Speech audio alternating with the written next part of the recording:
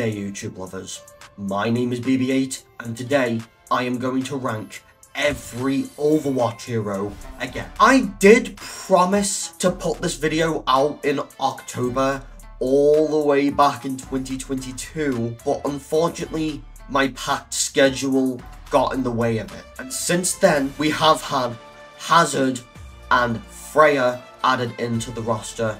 So I thought, I know I already did a ranking for all the Overwatch heroes back in 2022, but this is an updated version of the ranking, which includes the Overwatch 2 heroes, including Freja. Like, if you don't know how I'm going to rank each of the heroes, I have had comments on the previous rankings saying it mainly depends on your personal skill with each hero.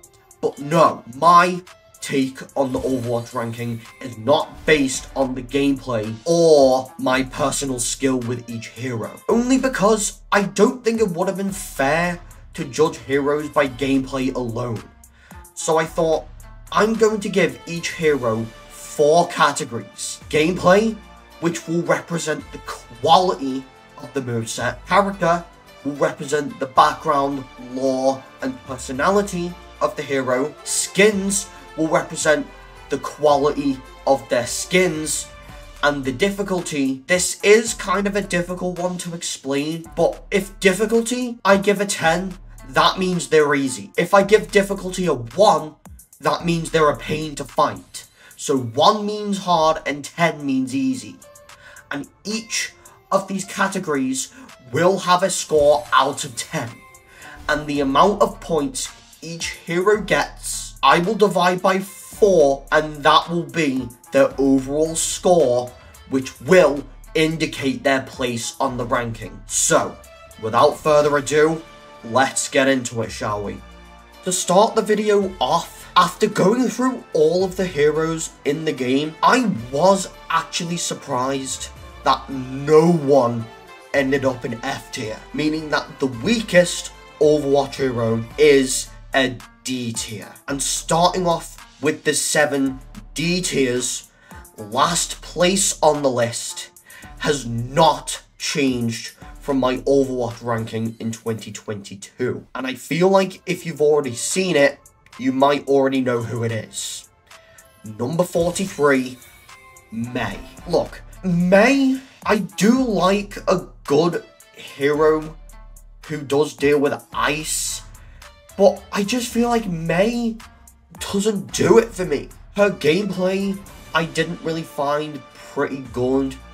Sure, she may slow others down and can block enemies off from specific areas, but most of the time, I just feel like Mei is frustrating to play with. Her ultimate is a maybe at best, but I just feel like Mei struggles to keep up with the rest of the roster. As a character, her personality is decent, but I feel like her overall background and lore just doesn't do it for me. Her skins can be hit and miss sometimes, with the B skin and, of course, the ice cream parlor skin standing out to me.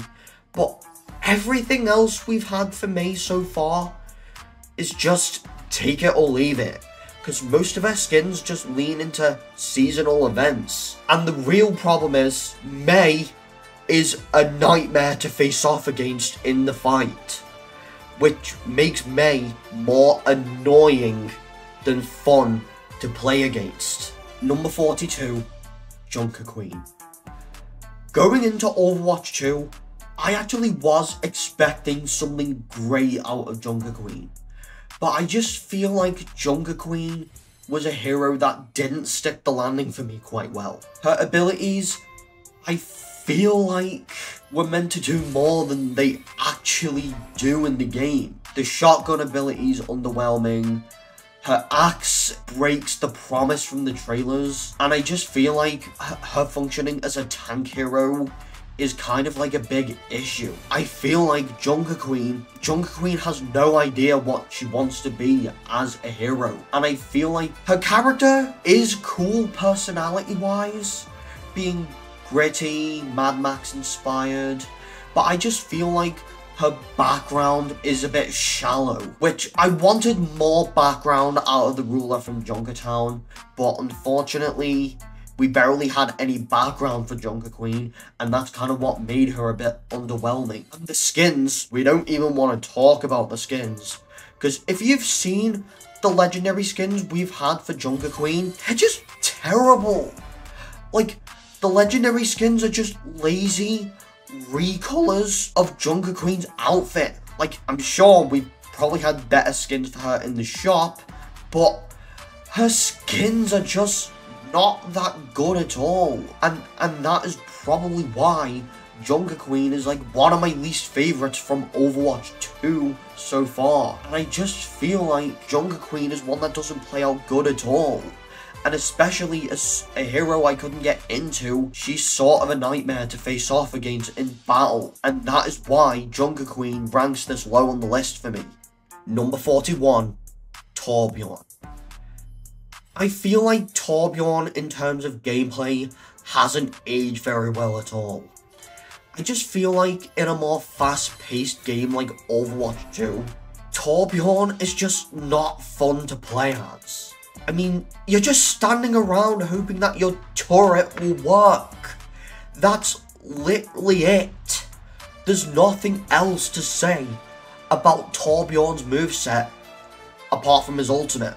I mean, I felt like his ultimate was okay, but Torbjorn is just so boring to actually play as. Because at least with heroes like Mercy, you're actually doing something for your team in the fight. But Torbjorn is practically useless unless your turret actually functions. I mean, I did find his character to be a bit fun at least, being a grumpy genius. His skins were a bit mid. He may have been a standout in terms of skins in the past few years, but overall, I just feel like Torbjorn was a hero I had difficulty getting into. Number 40, Mauga. Mauga did come in with a lot of hype. I did like the idea of a hero with dual chain guns and a lot of Samoan energy within his character, but I just feel like actually coming to Mauga himself, I just feel like his kit is too generic.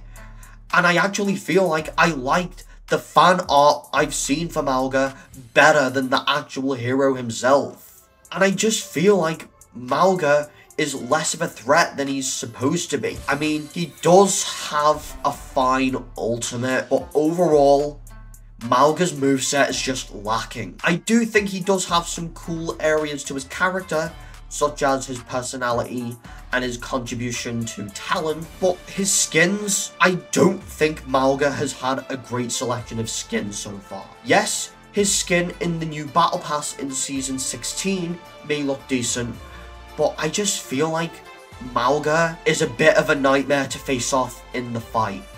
And that's why I think Mauga is a mediocre hero. Number 39, Hazard. Hazard is quite a bit new, so I kind of don't know how to put Hazard right now. But I just feel like Hazard is one of those that had the potential, but I just feel like his potential didn't properly land with me. And I just feel like his hero, his gameplay was a bit mid. I just feel like his gameplay is not effective enough. His abilities don't land with me that well. And I just feel like Hazard is a hero that's just there. Not an easy hero to master. A wasted potential of a moveset. But character-wise, while I do like the idea of the Freak team in the lore, I just feel like Hazard is a character that's hard to get invested in. I do feel like his vibe is a bit generic. He feels more like a background character than someone who got promoted in the main roster like D.Va, Kiriko, Juno, Reinhardt. The characters who always get prioritized when it comes to skins, but I feel like Hazard is just he's there kind of hero, really. And what doesn't help is his skins don't do him any favors. And I just feel like it reworks designs and recolors we've already seen before. And I just feel like there's not that much to get into with Hazard. Number 38, Pharah. It does hurt to put Pharah this low on the list, but in nowadays Overwatch, Pharah is a bit vulnerable. I do like her vertical gameplay, but I think without a Mercy on the team, I just feel like Pharah is an easy target to someone like D.Va. I do think her rockets still have a bit of an effect, but I just feel like a good luck landing with Pharah is just a bit difficult. Lore-wise, Pharah is the daughter of Anna. Cool, but I just feel like it never really gets too explored. While her skins were okay, especially the golden rocket armor, but I just feel like a solid wardrobe can't save Pharah's generic gameplay. And I just feel like Pharah is one of those that is a nightmare to face off against in-game. And that is why Pharah has kind of gotten a bit worse since my previous ranking. Number 37, Widowmaker. Widowmaker is one of those heroes that can carry, but for me, as someone who's not good at sniping, not just in Overwatch, but shooting games in general, but I just feel like Widowmaker's precision is just not that good. I just think one missed shot, then it kind of gives away her location, really. And I just feel like her kit is a bit lacking, which does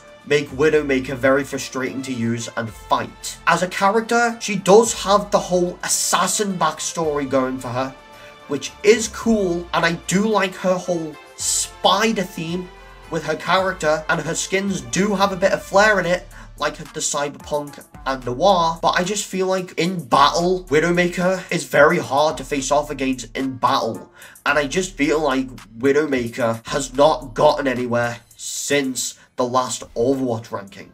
I do feel like Widowmaker's a stylish hero, but I just feel like Widowmaker is more style over substance. So, that concludes the D tiers with Mei, Junker Queen, Torbjorn, Mauga, Hazard, Pharah, and Widowmaker. So that's the 7 D tiers. Now, we're moving on to the C tier heroes with number 36, Zarya.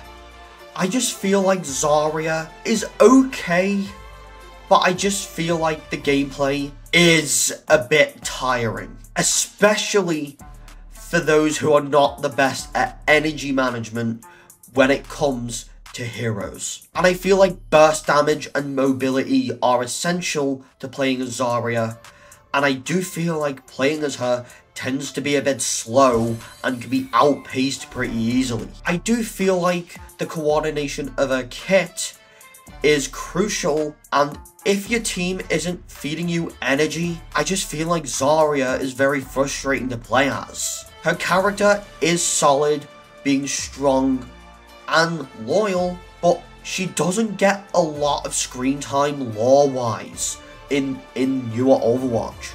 I do feel like her skins are fine, not bad, but nothing too exciting for me. I do feel like she is a respectable pick for some, but I just feel like Zarya is more niche than she was in Overwatch 1. And that is why Zarya as a hero is just okay. Number 35, Brigitte. I just feel like Brigitte is in a bit of a weird spot here, only because she was quite popular a few years back, but I just feel like now she is struggling in terms of popularity. Her rework did give her a bit more survivability in Overwatch 2, but I just feel like Brigitte is more slower now and more melee focused, and I just feel like playing as Brigitte is frustrating now. And as a character, she does have great character development, being a part of the Torbjorn lineage, and I do feel like her skins are decent too, but in terms of facing her off in the game, she's just okay. She isn't that much of a nightmare to face off against in the fight, but I just feel like Brigitte is just alright. I just feel like Brigitte is more of a bodyguard now than back in Overwatch 1. Number 34, Freja.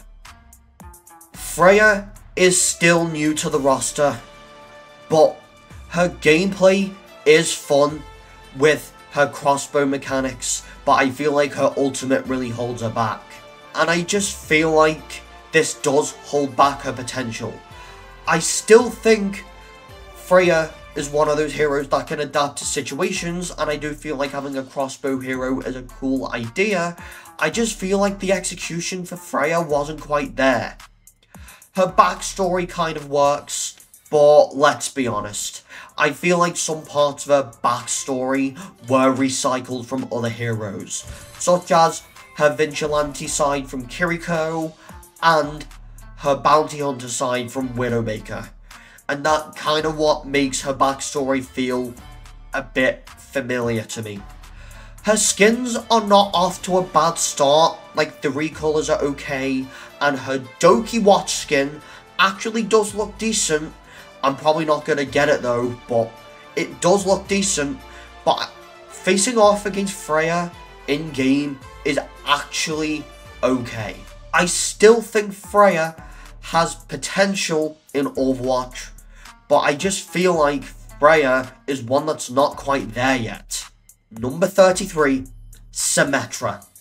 I just feel like Symmetra is one of the most misunderstood. I just feel like she's one of those heroes that does take a while to master, especially considering you have to consider your placement wisely, you have to like know the map very well, and you have to position yourself strategically. But I just feel like in random lobbies and without coordination, her turrets and teleporters don't quite get enough value out of them. And I just feel like Symmetra is one of those that does require a specific map to actually meet her full potential, and that's why Symmetra feels a bit limited. I do feel like Symmetra, lore-wise, is interesting with the Vishkar Corporation storyline, adding to her motives, and I just feel like her skins are a bit of a mixed bag. She does have a few underrated skins here and there, but I just feel like her skins don't really hit S tier for me.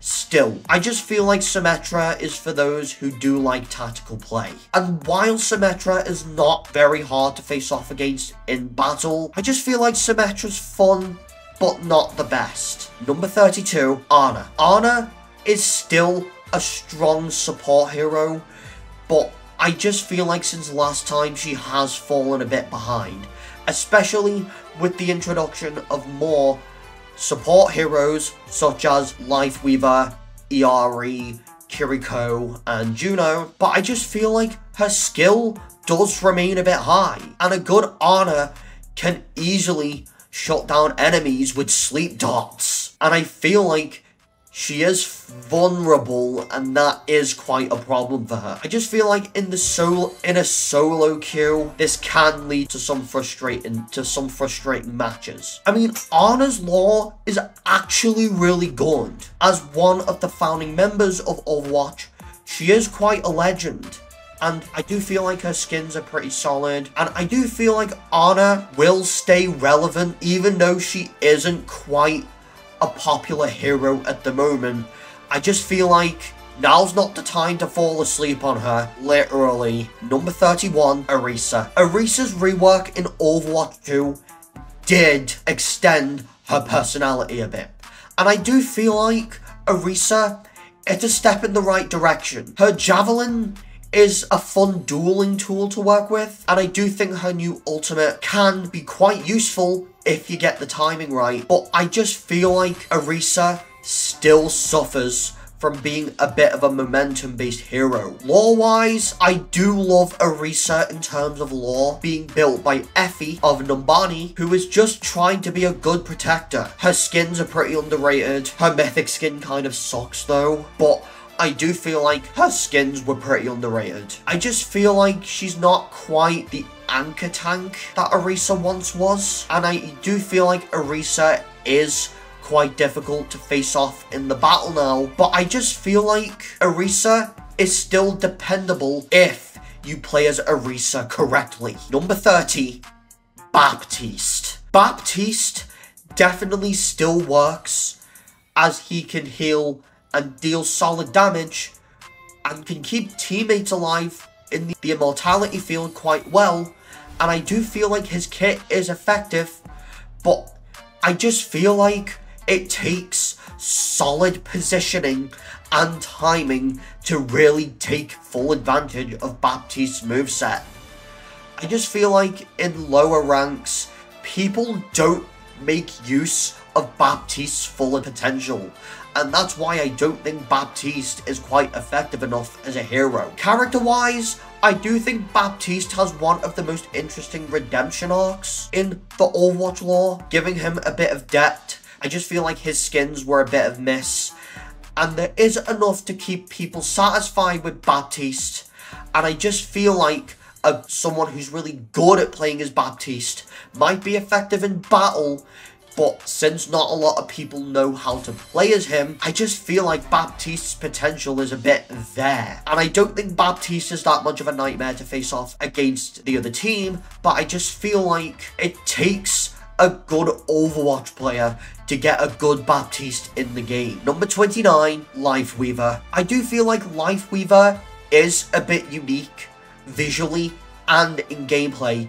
but I just don't feel like he's found his place yet. His platform and grip abilities are fun to use, but can also be disruptive if people misuse them. I do feel like his healing output is decent, and his ultimate is pretty fun. And I feel like Lifeweaver does have great theming with his moveset, and does have great potential in terms of support, but I don't feel like Lifeweaver is one of those who's a very reliable choice. I do feel like his personality is charming, the LGBTQ representation with Lifeweaver being pansexual is actually great to see more LGBTQ representation in the game, and his design does stand out, even if his skins haven't quite hit with me yet. And I do feel like he is quite a bit of an odd pick for some players, but I just feel like in fast-paced fights, Lifeweaver is one of those who can struggle to keep up. Number 28. It kind of feels weird saying this, given that this word is popular with children, but number 28, Sigma. Sigma is one of those heroes that is satisfying to play. His character animations are really great, and his abilities feel really good. And I do feel like his combo is quite deadly, but I just feel like in comparison to tanks like Ramattra and Reinhardt, I just think Sigma has aged out a bit. His character is phenomenal, with a tragic backstory to make him stand out from the other tanks, and I do feel like his skins, especially the Cosmic and Gravity themed ones, are some of the best in the game. I just feel like Sigma isn't quite there. While I do think Sigma is a nightmare to face off against in battle, I do feel like Sigma works in terms of lore and skins, but not quite there with the gameplay. Number 27, Junkrat.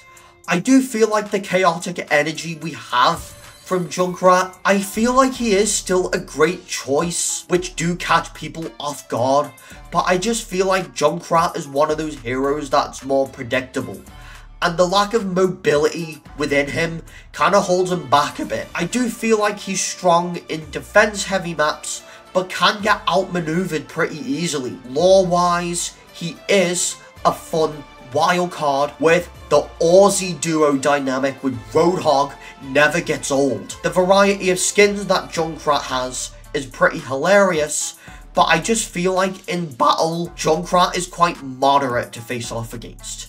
And while I don't think Junkrat is one of the most reliable heroes to have in a team, he's always a blast thanks to his personality and gameplay. Number 26, Zenyatta. I do feel like Zenyatta does remain a consistent pick for a few people, but I just feel like with better aim and positioning, his Discord Orb does remain one of the best damage tools within Overwatch as a whole, but I just feel like the lack of mobility within Zenyatta do make him one of the most riskiest heroes to play as. I do feel like Zenyatta is quite effective lore-wise, mixing the Omnic philosophy with monk-like calmness, and I do feel like some of his skins in it were pretty great, but I just feel like facing off against in the game, yeah, he's quite a bit moderate. And while Zenyatta is not my first choice to pick in Overwatch, I do feel like Zenyatta is quite an okay hero. His lore and the skins are probably the strongest part of him. Number 25, Roadhog. I do feel like the reworked version of Roadhog did bring in some new mechanics to the kit, and I just feel like he's no longer a one-shot menace he was in Overwatch 1. I still think he has value within his gameplay and acts more as a distraction, and I just feel like he struggles thanks to his high mobility. I do feel like Roadhog's personality is silent but deadly, and his skins are absolutely top tier, which he is a fan favourite with the community, but I just don't feel like he is a dominant hero like he used to be. And in battle, Roadhog is a bit of a nightmare to face off against. And I just don't feel like there's not enough in Roadhog to stay relevant for long. Number 24, Soldier 76. Soldier 76 is a reliable hero thanks to his kit, self-healing, and his rifle. That does make him a solid pick, but I just feel like with more mobile heroes being added into the game like Juno, I just feel like his moveset can be a little basic. That said, I do feel like his lore does stand out as an ex-Overwatch commander, and his skins are pretty solid. I do feel like he's a great pick for newer players, but I just feel like the better and better you get at the game, Soldier 76 is just one that tends to phase out. Number 23, Cassidy or McCree, whatever you want to call it. I still think Cassidy's Wild West aesthetic still works, but I just feel like with mobility being more important in Overwatch now than it ever was, I just feel like Cassidy is one that can't keep up. I just feel like his grenade does have its uses, but I just feel like it isn't quite threatening as his other abilities. I do think he is a well-developed character, with the cowboy aesthetic working out really well, and his skins can have bangers, and he does remain quite a stylish, satisfying pick. And Cassidy or McCree can be a pain to face off against thanks to his ultimate, but I just feel like Cassidy or McCree is a maybe pick for me when it comes to Overwatch. Number 22, Moira. I just feel like Moira is one of the easiest supports to end up going with, but it does also feel a bit limited. I do feel like Moira can fade out of danger quite quickly, and I do feel like Moira is quite reliable by sucking the health out of some of the players, and I just feel like with that said, I do like her mad scientist vibe, and I just feel like Moira is the better scientist character in the game than Mei is, and I just feel like some of her skins in the game are such chef's kiss. And I just feel like for some of the players who like being aggressive with Moira, Moira is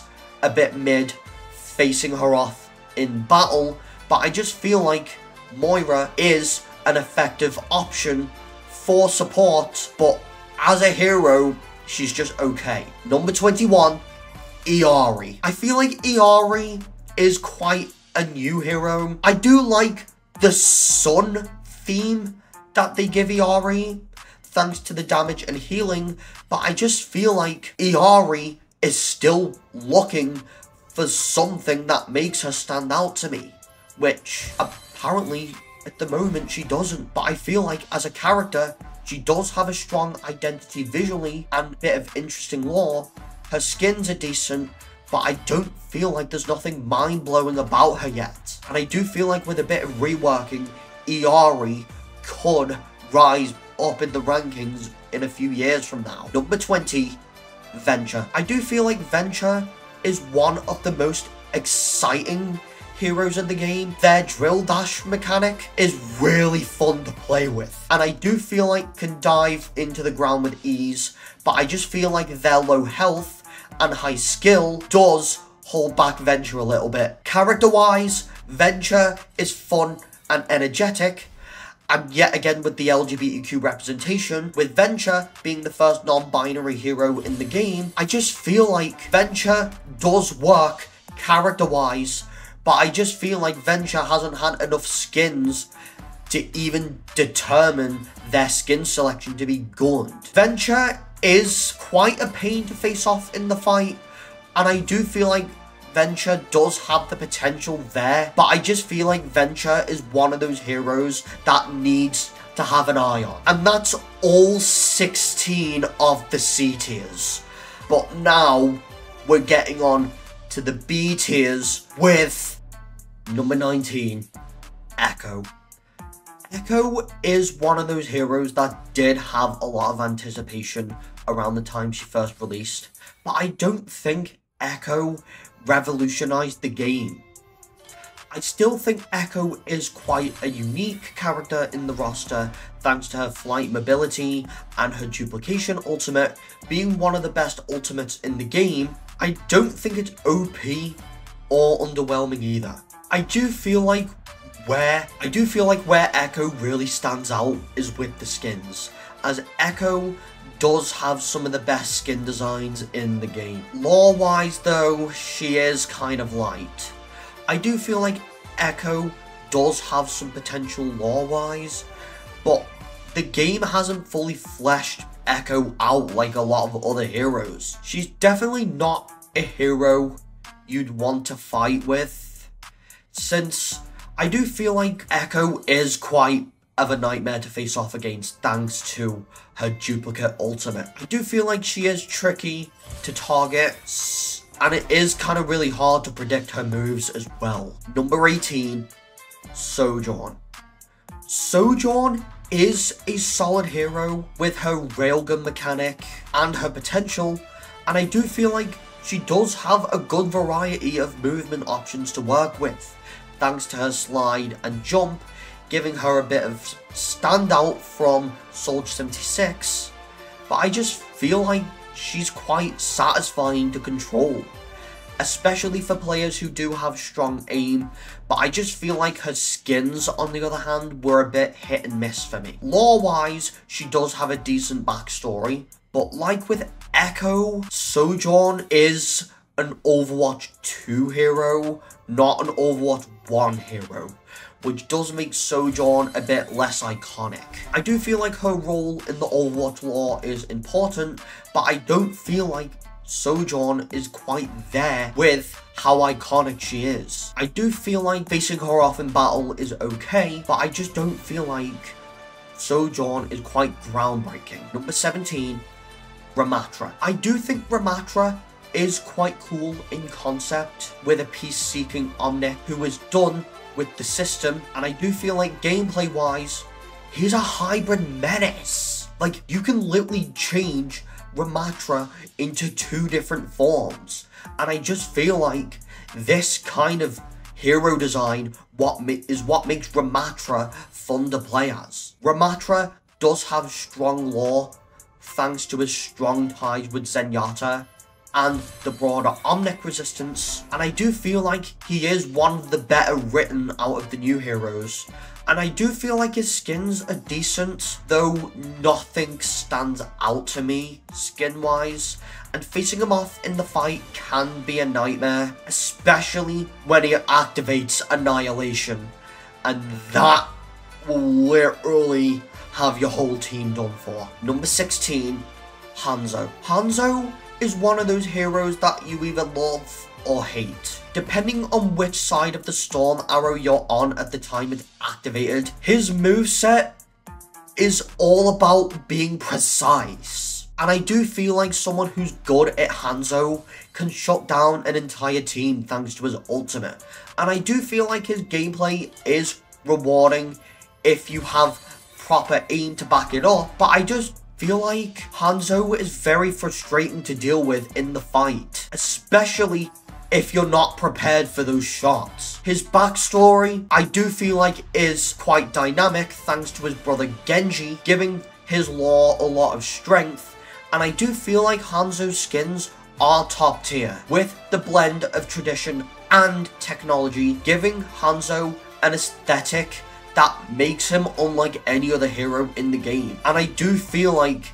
even though Hanzo is not quite there, he is quite a fun hero to play as. Number 15, Ashe. I do like the outlaw Wild West vibe that Ashe has, but I feel like the reason Ashe stands out more than Cassidy or McCree, whatever you want to call him, is thanks to her gun mobility and her ultimate bomb, which does make Ashe a more dynamic pick from other heroes in the game. I just feel like she does reward with good aim and being aware of what's going on in the battle, and I just feel like she does have good combo potential. As for the lore, Ashe being a part of the Deadlock gang does have ties to Cassidy or McCree, which does give enough depth to her character. I do feel like her skins are quite good, with several stylish looks to go with, but I feel like her difficulty though is quite moderate, since she is sort of a pain to face off in the fight thanks to Bob. Number 14, Lucio. Lucio is easily one of the most fun supports you can play as. Wall riding around the map, speed boosting the team, booping people off the cliffs. I just feel like Lucio is one of those heroes that never gets old. His gameplay is really fast, and even though he's not the strongest healer in the game, I just feel like his versatility is what makes up for it. Character-wise, he's enjoyable and uplifting, and I feel like his lore as a freedom fighter by using his music is inspiring and quite underrated. Skin-wise, he does have a ton of fun options to pick with thanks to his frog skins. I just feel like Lucio isn't that difficult to face off against in the fight. I just feel like with how slippery Lucio is, he can be a huge pain to attack when you're trying to attack him. Number 13, Bastion. I feel like Bastion's rework is both for the better and the worse. His gameplay is more fluid now than it was in Overwatch 1, and I feel like his turret mode is less OP than it was in Overwatch 1, which does make him less of a pain to fight than he was in Overwatch 1, and I feel like his grenade ability, he does have a fun grenade ability, and I do feel like his ultimate though has changed from Overwatch 1. Lore-wise, I just feel like Bastion's story is quite emotional. A war machine, leaning peace, and befriending a bird. I do feel like it does remind me of something that would come from Pixar or recently DreamWorks thanks to the Wild Robot. And I do feel like his skins have quite improved. And I do really like some of the looks that Bastion has. And I just feel like the only downside to Bastion is how people play as him. And thanks to the rework to his turret mode, I just feel like he is less of a nightmare to face off against in battle than he was in Overwatch 1. Number 12, Wrecking Ball. I just feel like Wrecking Ball is so chaos in a good way. I just feel like rolling in, slamming people, swinging around the map like you're a pinball.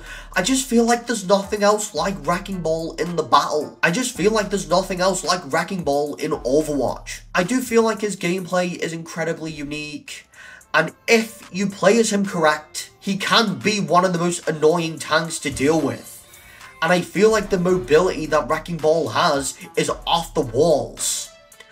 But as of lore though, Hammond, being a highly intelligent hamster who did escape the Horizon Lunar colony, is a bit weird, but it works for him. And while I don't think Wrecking Ball has the deepest backstory in Overwatch, I do feel like it is charming. When it comes to skins, I feel like Wrecking Ball has some of the most hilarious designs in the game, and while Wrecking Ball is tough to master or encounter in the game, I feel like Wrecking Ball is still a fun hero to play as. Number 11, Doomfist. Doomfist is a melee-based tank who does bring in quite the punch with his gameplay. I just feel like his punch and slam do create fast-paced gameplay for Doomfist, and in Overwatch 2, his shift to a tank does give him more durability to match how aggressive his playstyle is. He may not be a pick for beginners, but I just feel like Doomfist is one of those heroes that's more rewarding the more time you invest in him. Doomfist does have great lore as one of the Talon's top brass, which does bring a boss level vibe to his character, and his ideology is all about the conflict of shaping Doomfist to be a strong character, which does give him quite the weight that he needs to justify him well as a character. His skins, on the other hand, are clean and powerful, and I do feel like he's a total menace when controlled by someone who knows how to play Doomfist, and is quite a nightmare to face off against in battle if that person knows how to play Doomfist well. So, that's all the B tier heroes. Now, we're diving in to the top 10 of the whole game. With the A tiers, the 6 A tiers, starting off with number 10, Sombra. Sombra's gameplay within the game is built around her hacking abilities. Her ability to disable key enemy abilities, combined with her stealth, does make her one of the most frustratingly elusive heroes to deal with in the game. And I feel like a well-timed hack can actually change how the fight actually goes. And I feel like the ability to disable the most critical tools within enemies does make Sombra quite OP, and her ultimate can shut down an entire team, which does make her quite strong. And in terms of character, Sombra's backstory does delve into her origin as a hacker, and as a hacker with ties to the Talon organization, I do feel like her motivations are driven by a thirst for power, and her manipulative nature does add more to her character. And while I do feel like her skin options are varied, I just feel like her standout skin is her Luchadora skin, which does give her a unique and fun look to work with. And facing Sombra off in the game is quite a pain. I just feel like Sombra is a great hero thanks to her gameplay, character, and skin variety. Number 9, Mercy. Yeah, Mercy has gotten a bit lower for me compared to the ranking I did in 2022, but I think the reason why is mainly because I still think she is a good hero, but her primary role is to mainly keep the team alive. And she does have great mobility thanks to her Guardian Angel ability, which does allow her to fly across the battlefield to save teammates or escape any form of danger that may be happening. And I do feel like Mercy's ultimate Valkyrie does improve her healing output and lets her fly while she's boosting her teammates, which does make Mercy key to any form of team. I do feel like she does thrive quite well in team fights, and her healing and damage boosts are essential to the whole team, not just Mercy. Character wise, I do feel like Mercy is a selfless character, and she is known for her role as a healer and a protector, and I do feel like her story, as she rooted from her work as a Swiss doctor, did actually become a more important figure within the Overwatch lore, which does make Mercy a more grounded and enjoyable character to watch on screen. And I do feel like her skins are quite good, apart from her mythic though, it kind of sucks. But I just feel like the reason her difficulty score is higher is mainly due to her positioning and the coordination of the team. And while her gameplay may seem a bit simple, Mercy is still effective if you're aware of the positioning of your team and the ability to make responsive decisions to improve on the impact of the match. Number 8, Winston. I do feel like Winston as a hero does have incredible mobility thanks to his jump pack, and the supports do make him really fun to play as well.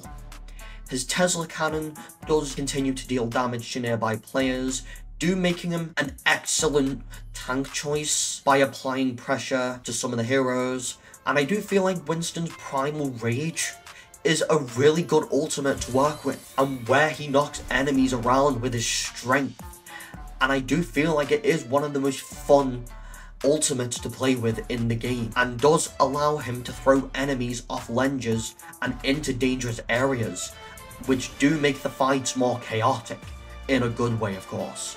And from a character perspective, I do feel like Winston's backstory as a genetic enhanced gorilla scientist does give him a unique vibe to him. His intelligence, combined with his deep connection to the Overwatch lore, do make him a more noble and thoughtful character in the game. His skins in the game are visually appealing, often reflecting his background as a scientist and his primal nature, and while I do think his gameplay is straightforward, Winston's high mobility does require effective positioning, and Winston, thanks to his ultimate, can be a bit of a nightmare to face off in the game sometimes. But still, for those who enjoy aggressive movesets, Winston is still a fun character to play as. Number 7, Genji. Genji's gameplay does shine thanks to his combat style.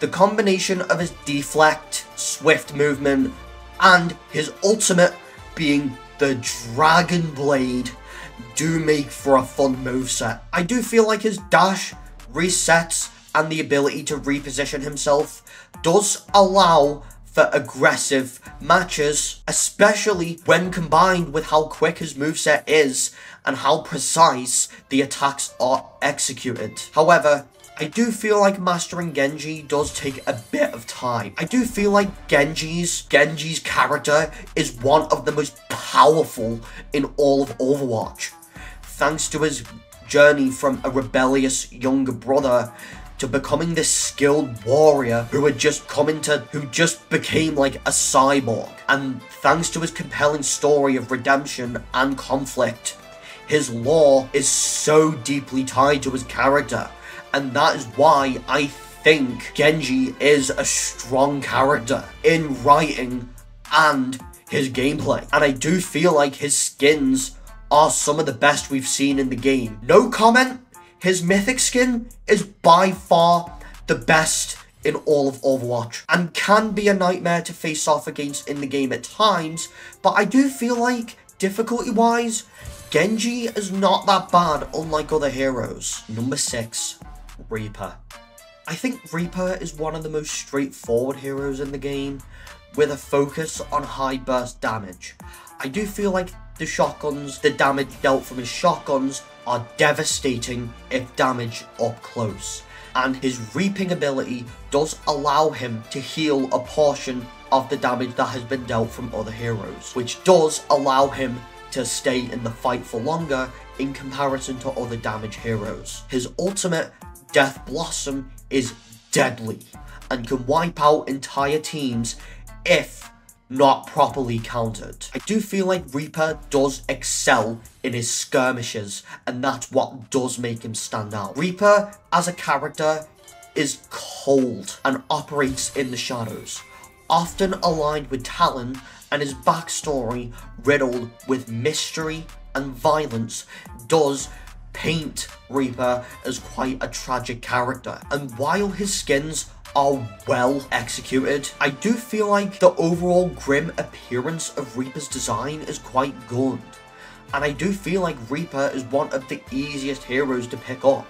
But to fully realize the potential of Reaper, you do need good positioning, and for those who enjoy playing a hero who does excel at dealing damage, Reaper is a solid choice. But the only thing that holds Reaper back from first place is how much of a nightmare he is to face off in battle. Number 5, Tracer. Probably the poster girl of all of Overwatch. She is known for her speed and agility. Her blink ability does allow her to zip around the map with ease, which does make her a bit of a nightmare to hit, which it does allow her to confuse and outplay the enemies. Her recall ability can undo any mistakes that have already been made in the battle by reversing time, which does make Tracer a bit difficult to pin down, and her Pulse Bomb ultimate is really fun, capable of wiping out entire groups if placed properly.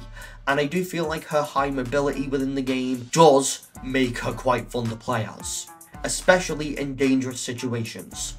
In terms of character, I do feel like Tracer's backstory is some of the most lighthearted and optimistic within the roster, and especially as a time-jumping adventurer who was once a test pilot for Overwatch, her story is rooted within her passion of helping for others and her fun attitude, which does bring a bright personality and an energetic voice, which does make her one of my favourites. Her skins are often colourful and fun, with various references to the British background, and while I do think her gameplay does seem easy to understand at first, mastering Tracer does come with awareness and positioning, which does make Tracer a challenging hero at first, but rewarding for those who do manage to master her. And in battle, thanks to her blink abilities and recall, it does actually make her a bit of a nightmare to face off in the game. So, with only 4 heroes left on the list, we now come to the S tiers. Number 4, Reinhardt. I feel like Reinhardt has one of the most iconic playstyles in the game, and it's reliable as well. I do feel like his shield is a crucial part to his gameplay, which does allow him to absorb damage for not just Reinhardt himself, but his team as well, and it does help him advance to new areas as well.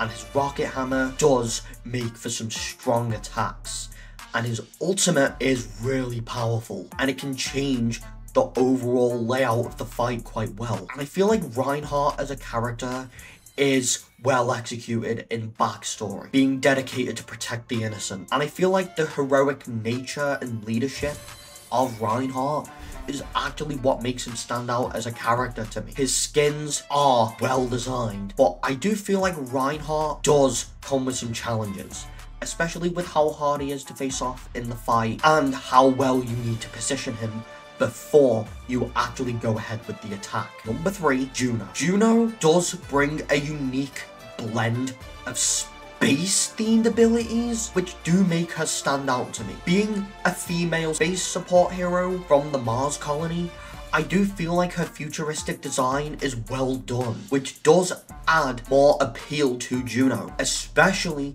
with her ultimate, Welcome to Orbit. Her abilities in the game, such as mobility and healing, do make her quite an excellent choice for support. On the lore side of things, while I don't think Juno is completely connected to the overall Overwatch lore, having her own standalone lore does make her function quite well, and her personality and determination does make her a well-rounded hero.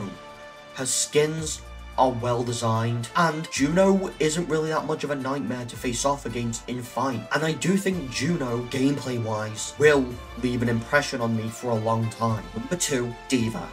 Huh? D.Va's not in first place this time? Who took first place if D.Va's second? Well, I think the reason D.Va stands out to me is because of her mech gameplay, which does provide the most unique gameplay experience in the game, which does allow her to absorb incoming damage with Defense Matrix, and her ultimate self-destruct is one of the most iconic and impactful within all of Overwatch, which is capable of eliminating entire teams if you use it correctly.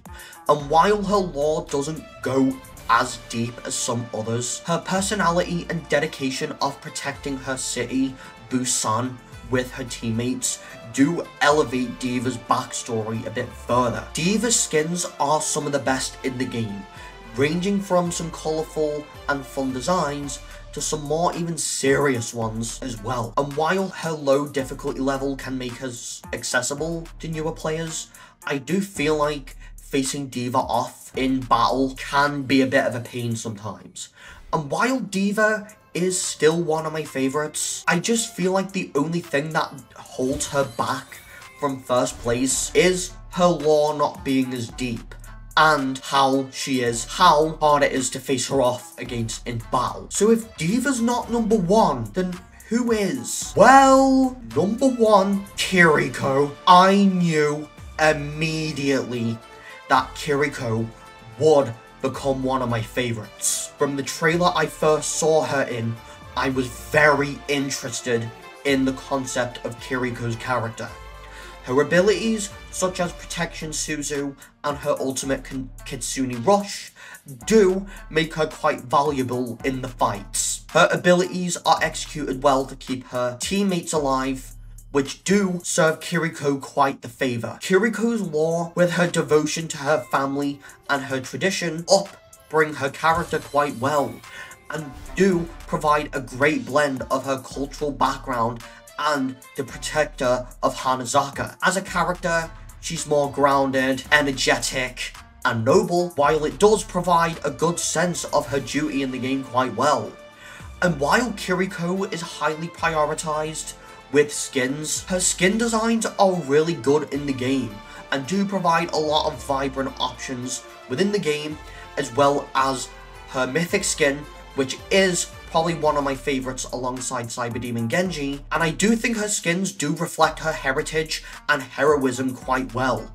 And although her difficulty rating is higher, I think the reason why Kiriko is number one is because she's not that much of a pain to fight. And while execution and positioning is required to make sure you make the most out of Kiriko's abilities, her impact on Overwatch makes Kiriko my new favourite. And I think the reason why Kiriko ranked higher than D.Va is because of her lore, her skin design, and her not being a pain to fight off against, unlike D.Va. So guys, what did you think of my updated Overwatch ranking? I wanted to do an updated hero ranking for a long time. The next time I'm going to do an Overwatch ranking now is when Overwatch reaches 50 heroes. But until then, I could do an Overwatch ranking of anything.